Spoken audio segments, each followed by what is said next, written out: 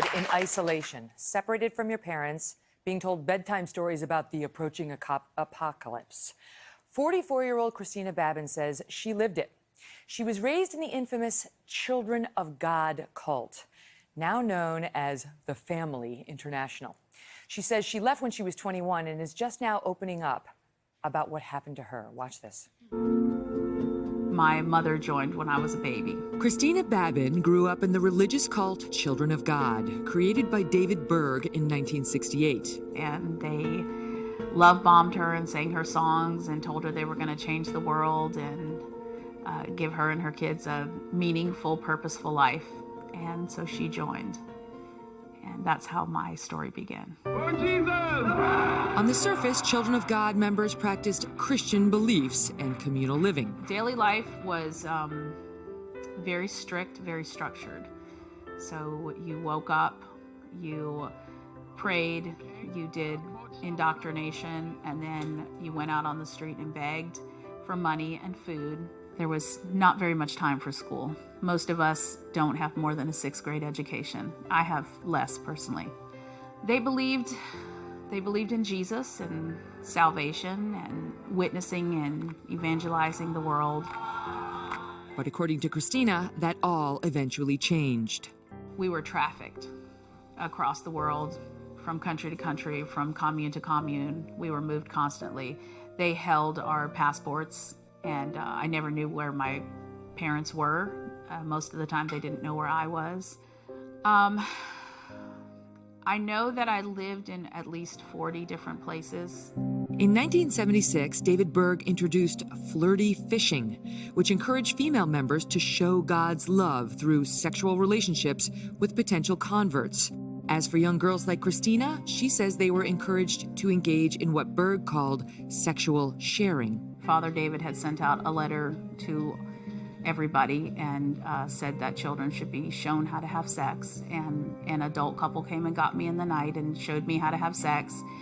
And I knew, by that time, I already knew that women were supposed to be prostitutes and we weren't supposed to say no to sex and that sex was part of our life.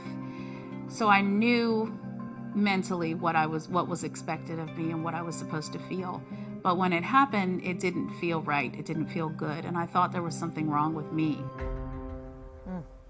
Joining me now, Christina Babin. Christina, welcome. Thank you. I know this is the first time you've spoken out publicly on television about this, so I appreciate you being here. You were basically raised in this cult. I mean, from age 1, when your mom joined and brought you into it, right? Yes, this is all I've known. That's right. So do you remember the first age where it dawned on you what's happening here is not normal? Honestly, I always had this sick feeling in my stomach. It never felt right. It was more the absence of feeling what was normal. Mm-hmm. The group starts off as this sort of, you know, we're all about God and Jesus and we love people, and then it morphed into this sick sex cult. I understand the authorities out of New York in 1974 or so actually looked into the group. Were you born yet? I was born in 1974. Okay. And decided there was nothing they could do because it was a religious organization. Yes. How is it that the authorities seem to have failed you time after time after time in shutting this thing down?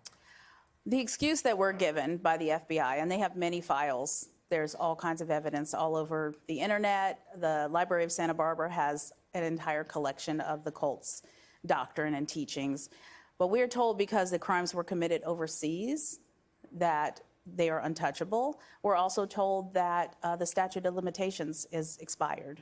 So I'm not... On child rape? Yes. It's shocking. But now there's a few reasons that it gets complicated. We were trafficked. We were moved constantly. We were never taught anybody's names. So it's very difficult to learn your abusers' names. And you think that was by design? Oh, absolutely. And we were told it was for security reasons. So we never shared our personal names with anybody. So nobody knew our names either. So you are open about the fact that you were forced into sexual relationships starting at what age? At age 11. Did your mother know about that? No, she didn't. Usually it was done by other people that were not your parents, but you gave your children to the cult. So the cult raised you as a collective. Everybody was your parent. So most parents didn't participate, some did, but the thing that is very interesting is that at 11, I had already been taught that women were sexual objects, that we were supposed to be God's whores. So it was not that shocking to me that they took me aside and said, here, we're going to teach you how to have sex because this is part of your training. What surprised me was that I didn't like it. And I thought there was something wrong with me, that something was wrong with my heart, my soul, because I didn't enjoy the thing that David Berg said that I should. Wow. Of course, you were not alone. This was happening to many children inside the cult, and it would have devastating consequences for many of them. We'll pick it up there right after the break. And we're back now with Christina Babin, a former member of the Children of God cult who managed to escape. And this cult still exists in today. It's an online group now. We'll get to that, but it's not gone. So the sexual abuse that was characteristic of this cult. That was something virtually everybody experienced in your memory? Everybody of the first wave of children. We all experienced I almost want to call it spiritual abuse, teaching women that they are sexual object, that sex is the most important thing, that sex is how you portray love, and that love should be given to everyone. Most of the actual physical sexual abuse happened to us older kids. Mm-hmm. And David Berg, the head of the group, pushed incest as well. Oh, absolutely. Absolutely. I know you say, thankfully, you were not subjected to that, but as you were, I mean, it's rape, as you were raped by fully grown men inside the cult. Did you sense any remorse on their part? Was there any shame attached to it on their end? The first time, actually, yes. And it was a terrible moment, but it was also a beautiful moment for me to get a glimpse into how much control the cult had over people and how I wasn't the only one. I overheard the man talking to the woman, and his wife? Mm-hmm. Okay. As far as I know, he said, "That was so wrong. I will never do that again." And he said it with conviction. And I remember thinking like, oh, I'm not the only one that feels this. I'm not the only one that thinks that. After that, I wasn't quite as lucky. But it is important to mention that most of these people were brainwashed. They were controlled. If they rebelled, they could possibly lose their children and never see them again. So this cult was about control. Mm-hmm. And controlling somebody's sexuality is one of the best ways to control somebody. Sexual abuse is always about power. It's not about lust. Mm-hmm. So you control somebody's sexuality, you control the most intimate part of their soul. And then after that, you can ask them to do all kinds of things. And it instills shame in the children, and in this case, for this man, in the perpetrator as well. I know that the suicide rate for the children in the cult is incredibly high. It is extremely high. And that's no accident. They're one of David's so-called sons, an adopted son, who he called Davidito. He wound up leaving the cult, and as an adult, stabbing his nanny to death, who had participated in his abuse. She had sexually molested him, yes. And then killing himself. I mean, there are lifelong consequences to this, and we'll get in a minute to how you managed to get out. But how did they make money? Because I read about you guys being forced to go out and beg on the streets. Well, there were two ways that were used to make money and to survive. One of them was not people working and having jobs. That would involve too much interaction with the outside world. So the children begged. We sang on the streets. We sold religious propaganda for 8 hours a day. And then the other way was that the women of the group were prostitutes in the evening. And that went on for a while until the AIDS scare happened and until we started rebelling and they started trying to change some of the rules and fit better into society. But you had to become like little actors. Absolutely. We had to smile nonstop. You could not have a bad day. if you were frowning, if you did not appear to be constantly happy, both inside the commune and out, we rehearsed smiling. We rehearsed what to say if we were asked questions. And it was always, I'm happy, I'm loved, I'm cared for. Now, what people don't know is loved meant we allow you to work, and we show our love by being sexual with you, and by disciplining you, and by not allowing you to be a child. Were you surprised? I mean, I know you didn't know Rose McGowan or Joaquin Phoenix, but were you surprised when you learned that they had also been in the Children of God cult? Not really. It makes a lot of sense to me that former cult members would be good actors and would express themselves that way just because of how much we performed as children. It makes sense that they would do it so well. Rose's book has got just a heart-wrenching recitation of her time in that group and how she finally got out. And she says that for her father, that the incest was the last straw. That was the point at which he said, I'm out. But it's amazing that it was allowed to go on for as long as it did. One of the other pieces of this cult was sending the children to what Christina calls prison camps. We'll get to that piece of the story and to her escape right after this break. Welcome back, everyone. So we're speaking with Christina Babin, a mother of 4 now, who spent nearly half of her life in the infamous Children of God cult. We want to tell you that we did reach out to this organization for comment. They said to us in part, although the Family International, that's what they're called now, has apologized for any hurt, real or perceived, that any member or former member may have experienced, we do not give credence to tales of institutionalized abuse told by those who seek to promote their personal agendas or causes or for financial gain. And they say that your account reads like sensationalized fiction because you posted an online account and suggest you're trying to solicit funding for a book and therefore are not to be believed. You want to respond to that? They said exactly what I thought they would.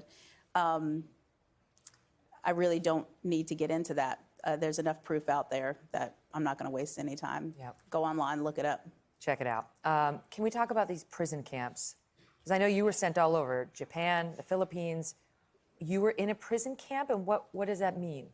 So when we, as teenagers, and me personally, wrote that I no longer wanted to have sex with adults, a lot of other people started asking for an education or to leave. They made camps. I was sent with my brother to the Philippines, and I was in a camp. We had walls with barbed wire and glass. We had armed guards from the Filipino military keeping us in. They would publicly beat you if you asked to leave. They would isolate you. They would make you fast for days at a time and then try to break you and get you to confess. And that's, yeah. How did you put an end to that phase of your time in the cult? The world actually took notice and started raiding communes around the world. So they shut it down and sent us out. I was sent back to the U.S. To be part of a media home in California to tell the world that we were happy and that we were okay. And but it took me till I was about 21 to actually leave. Wow. It doesn't seem like you could possibly get out. I mean, like when I hear that you were born into the cult basically at 1, you get to 21. How did you get out? I met my husband, and he told the leadership that he was bringing me home to visit his parents. I was shocked. We can't do that. And they were so loving and accepting. They didn't know me, but they welcomed me into their home. They had normal dinners where the family sat down together and just showed me that there was something outside that was kind and gentle. And then you were allowed to just stay out, like leave, and nobody bothered you?